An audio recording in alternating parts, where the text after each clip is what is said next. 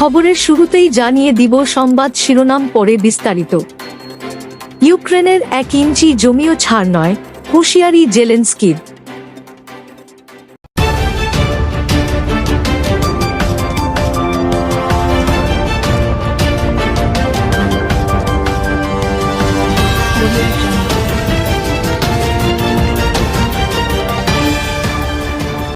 ইউক্রেনের president Volodymyr Zelensky হুঁশিয়ারি উচ্চারণ করে বলেছেন, ইউক্রেনীয়রা দখলদারদের কাছে তাদের এতটুকু জমিও ছেড়ে দেবে না।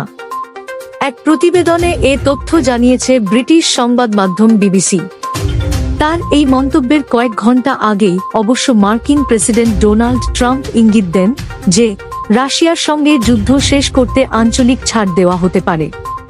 ট্রাম্প জানান, রাশিয়া ও ইউক্রেন একটি শান্তি চুক্তির অংশ হিসেবে কিছু এলাকা অদলবদল করবে।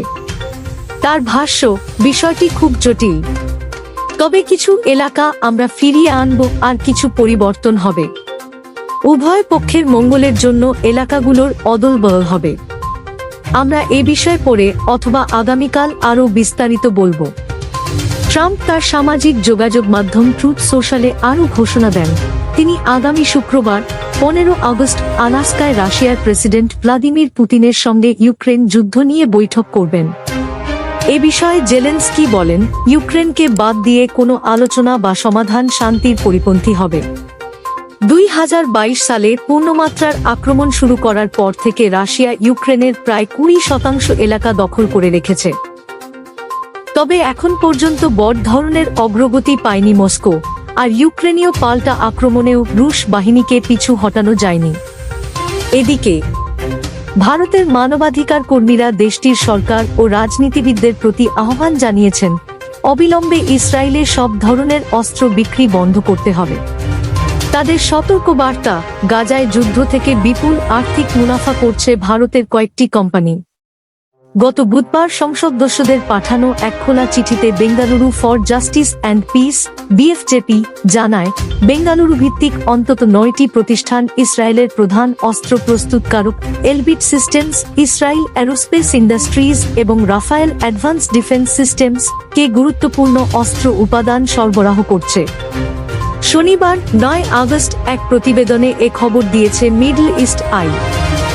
দক্ষিণ ভারতের এই শহরের প্রায় 2 ডজন সংগঠনের সমন্বয়ে গঠিত বিএফজেপি সংসদ সদস্যদের প্রতি আহ্বান জানিয়েছে, ফিলিস্তিনিদের দাবি অনুযায়ী ইসরায়েলের ওপর অবিলম্বে অস্ত্র নিষেধাজ্ঞা জারি করা হোক। এর মধ্যে থাকবে রপ্তানি ও ট্রানজিট নিষিদ্ধ করা এবং সব অস্ত্র ও সামরিক সরঞ্জাম সংক্রান্ত চুক্তি পর্যালোচনা করে স্থগিত করা।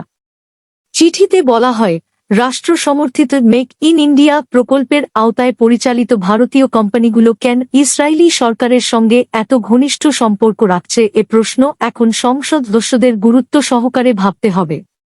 পরবর্তী ভিডিও পেতে আমাদের ইউটিউব চ্যানেলটি সাবস্ক্রাইব করে সাথে থাকুন।